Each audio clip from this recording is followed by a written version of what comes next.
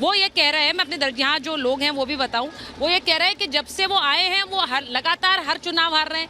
राहुल गांधी हर चुनाव हार रहे हैं पिछले कई चुनावों से। तो क्या ये एक तरीके की रिपोर्ट कार्ड नहीं है उनकी? वो हार क्यों रहे हैं? क्या उनका संदेश नहीं पहुंच पा रहा है? हार की वजह क्या है? देखिए, मैं तो बस इतना कहना चाहूँगा कि ना तो नियत है ना नीति है, यही नियति का निर्धारण करती है।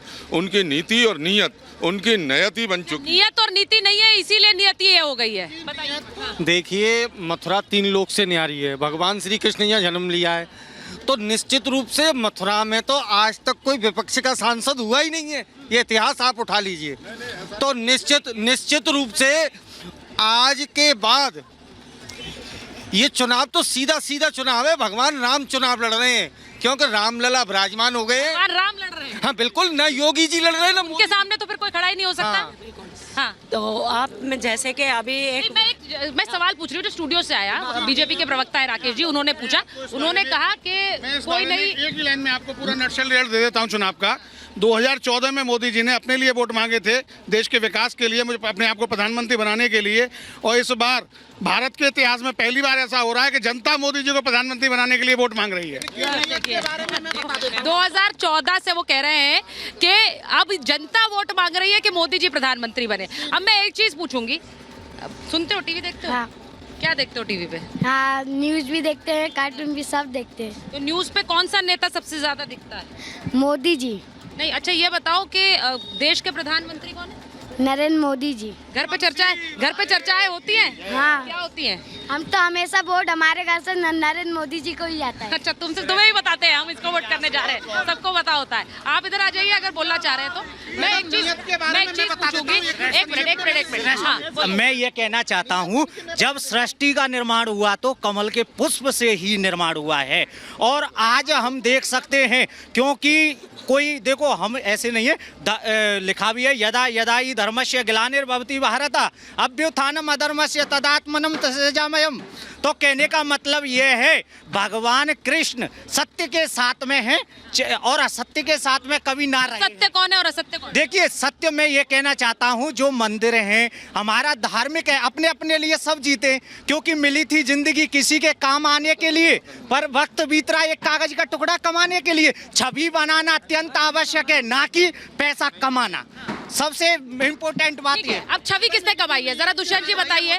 वो कह रहे हैं कि अखिलेश यादव लगातार जब से वो मुख्य अपने टेन्योर के बाद हर चुनाव हारे हैं, राहुल गांधी भी हर चुनाव हारे हैं। इस पर कुछ टिप्पणी तो करिए दुष्यंत जी। मैं ये कहना चाहता हूँ, जो हमारे वहाँ पे लोग बोल रहे हैं मथुरा में कि भाई मथुरा कृष्ण जी की जन्मभूमि है, तो भगवान कृष्ण तो यादव थे, यदु के वंशज थे, और अब यादव कौन लड़ रहे हैं? अखिलेश यादव जी हैं।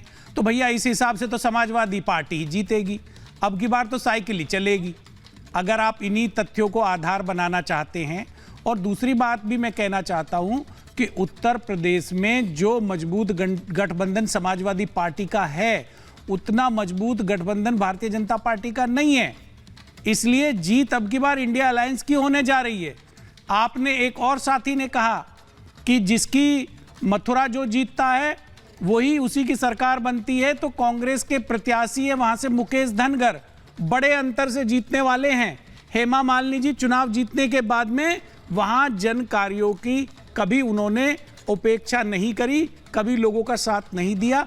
वो युवा वहां का ग्रामीण है और स्थानीय कार्यकर्ता है, और जिसकी लोकप्रियता वहां पर बहुत अधिक है। तो कांग्रेस जीत रही है भैया, फिर तो कांग्रेस की ही सरकार बनेगी। नहीं, इस बार तो जयंत चौधरी भी हैं यहाँ बीजेपी के साथ। पिछली बार तो जयंत चौधरी को हराया था, उससे कोई फर्क पड़ेगा? मैं एक बार पूछ लेती हूँ। जयंत चौधरी पिछली बार खिलाफ थे जब 2014 में जीते थी, अब इस बार साथ आ गए, उससे कोई फर्क पड़ेगा? कोई फर्क नहीं पड़ेगा मैडम। मैं आपको आपके चैनल के माध्यम से बता दूं कि जिस दिन से देश आजाद हुआ है, आज तक जितने भी राजनीतिक दल हैं उसमें देखिए दुर्भाग्य, देखिए देश का दुर्भाग्य देखिए। जो आप नियत की बात कर रही थी और नीति की बात कर रही थी, तो मैं नहीं, वहाँ एक सज्जन बात, एकमात्र दल भारतीय जनता पार्टी ऐसा दल है जिसके राष्ट्रीय अध्यक्ष ने रक्षा सौदे में, जिसने भारतीय जनता पार्टी कमल के फूल के निशान के नीचे बैठकर 1 लाख रुपए की रिश्वत लेने का काम किया था, और जिसको 4 साल की सजा बंगारू लक्ष्मण, सॉरी मैं क्षमा चाह रहा हूं, बंगारू लक्ष्मण 4 साल का सजायाफ्ता मुलजिम भारतीय जनता पार्टी का ये मुद्दा है यहाँ पर जो ये बात कर रहे हैं, नहीं, उन्होंने एक मुद्दा उठाया, मैं पूछना चाह रही हूँ क्या मुद्दा है? वो मुद्दा उठा रहे हैं। नहीं, रामचंद्र जी विराजमान हो चुके हैं। मुद्दा नहीं बचा है, विपक्ष बिल्कुल मुद्दा विहीन है, इनके पास कोई मुद्दा नहीं बचा है, और ये हताशा का अब भगवान रामचंद्र जी विराजमान हो चुके हैं, अब भगवान कृष्ण विराजमान होने चाहिए, यही मुद्दा है। और यमुना हमारी होनी चाहिए। देखिए, एक घर में 6 मेंबर होते हैं, सबकी इच्छाएं पूरी नहीं होती है ना। हाँ, एक घर में 6 मेंबर हैं, सबकी 6 की इच्छा पूरी नहीं होती। अगर ये कहते हैं जमुना जी के लिए काम हुआ है, पहले हमारे ब्रज में रोड देखे थे आपने किस कंडीशन में थे? जब से सांसद आए 10 साल से रोडों का भी विकास हुआ, डोर टू डोर का कूड़ा भी उठाया जा रहा है, पानी भी आ रहा है। मैं अपने घर की कहती हूँ, हमारे समरसेबिलिटी, लेकिन पानी बराबर आ रहा है, गंगा जल की सप्लाई। मेरे घर आता है, मेरे घर आता है भाई, यहाँ पर स्थानीय महाभारत छिड़ गई है, यहाँ स्थानीय महाभारत छिड़ गई है। एक बार आ रही हूँ, राकेश जी आप सुन रहे हैं, यहाँ पर स्थानीय महाभारत छिड़ गई है। मेरा सवाल आपसे ये, विनय जी को भी ले आइए जरा। विनय जी जरा एक बात सुन लीजिए, एक मिनट जरा बताइए, राकेश जी मुझे ये बताइए, इस बार आप सुन रहे हैं यहाँ पर गली और चौराहों में अगर इस तरह की महाभारत होगी तो उसमें से जो निष्कर्ष निकलेगा वो तो किसी और भी जा सकता है, वो अभी तक मत निर्णायक नहीं है। राकेश जी बराबर मिल रहा है। एक सेकंड नहीं, सुचरिता जितने लोग आपके आसपास खड़े हैं और जितने स्वर में सुन पा रहा हूं, 90% से ज्यादा लोग भारतीय जनता पार्टी के कामकाज से खुश दिखाई दे रहे हैं, नरेंद्र मोदी जी के पक्ष में दिखाई दे रहे हैं, योगी आदित्यनाथ जी के कार्यों की प्रशंसा करते हुए दिखाई दे रहे हैं, स्थानीय सांसद के पक्ष में बात करते हुए दिखाई दे रहे हैं, मुद्दों के आधार पर भारतीय जनता पार्टी को समर्थन देते दिखाई दे रहे हैं। विपक्ष के स्वर निश्चित तौर पर हम चाहते हैं विपक्ष हो, कुछ इक्का दुक्का स्वर जो भारतीय जनता पार्टी पर सवाल उठा रहे हैं, निश्चित तौर पर उनके अपने वैचारिक अधिष्ठान से उनका जुड़ाव हो सकता है, लेकिन जनता का रुझान भारतीय जनता पार्टी के साथ है। ये आपके साथ चर्चा में भी स्पष्ट होता हुआ दिखाई दे रहा है, ज्यादातर लोग भारतीय जनता पार्टी के साथ दिखाई पड़ रहे हैं।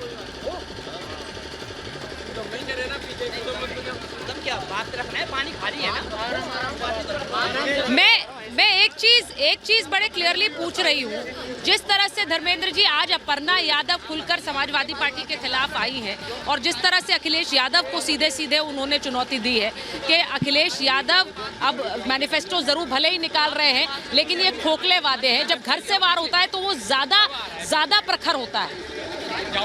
सुचारिता जी, ये लोकतांत्रिक देश है, यहाँ हर व्यक्ति अपनी अभिव्यक्ति कर सकता है। अपर्णा जी ने अपनी अभिव्यक्ति करी है, उसका हम स्वागत करते हैं। आपने किसी जीजा जी की बात करी, तो आपके जीजा जी भी इस देश के नागरिक हैं, वो भी कहीं से चुनाव लड़ सकते हैं, इच्छा जता सकते हैं, ये कोई बड़ी बात नहीं है। बात ये है कि जिस भारतीय जनता पार्टी लड़ सकते हैं धर्मेंद्र जी, मैं ये नहीं कह रही हूँ वो लड़ नहीं सकते हैं, मैं ये कह रही हूँ कि घर की चर्चाएं तो घर की 4 दीवारी में हो जाती है, इसके लिए बाहर आके थोड़ा ही बोलना पड़ता है कि मुझे लोकतंत्र है, असली लोकतंत्र तो यही है। मोदी दीवार नहीं है, भी बात हो सकती है, वो मोदी दीवार नहीं है, वो समाजवादी दीवार है, उसके बाहर भी चर्चा होती है, उसके अंदर भी चर्चा होती है। मैं बस इस बात को रखना चाह रहा हूँ कि जिस भारतीय जनता पार्टी की महिमा मंडल लोग कर रहे हैं, यही भारतीय जनता पार्टी है जो भगवान राम की बात करती है, गाय काटने वाली कंपनी से चंदा लेती है, चुनावी चंदा। आप ये कह रहे हैं क्या ये हो सकता है? पिछले 10 सालों में सबसे ज्यादा हुआ है, गाय माता को ज्यादा काटा गया है। भारतीय जनता पार्टी को इस पर जवाब देना पड़ेगा, जनता पूछ रही है। और पुलवामा अटैक के तुरंत बाद पाकिस्तानी कंपनी से चुनावी चंदा लेने वाली भारतीय जनता पार्टी की पोल पूरे देश में खुल चुकी है। अगर हम सीमा सुरक्षा की बात करेंगे, अगर आप निर्मला सीतारमण के पति की बात भी सुनेंगी, तो उनके बयान को भी आपको बताना चाहिए कि ये देश कितनी बड़ी त्रासदी में झोंक दिया गया है। लेकिन भारतीय जनता पार्टी के लोग ये बात भूल रहे हैं कि ये जनता बहुत ही समझदार है। प्रोफेसर साहब, मैं एक चीज पूरी डिबेट में समझ नहीं पाई कि आप इतने हाई डेसिबल पर क्यों बात रख रहे हैं। आप आराम से भी बोल सकते हैं, कोई ना आपको काट रहा है, ना कोई आपको बोलने से रोक रहा है, आप इतने उत्तेजित क्यों हैं? आज मुझे ये समझ नहीं आया। आराम से बात रख लीजिए, क्योंकि मुझे भी आराम से समझ आएगा। लेकिन सीधी बात यह है कि चुनाव के मुद्दों को लोगों तक पहुंचाना बहुत जरूरी है, और वो रैलियों और सभाओं के जरिए होता है। जब एक तरफ धुआंधार प्रचार होगा और दूसरी तरफ सन्नाटा सा होगा तो सवाल पूछे जाएंगे। बात बस इतनी सी है। मेरे पास इतना ही समय था महाभारत में। बहुत बहुत धन्यवाद।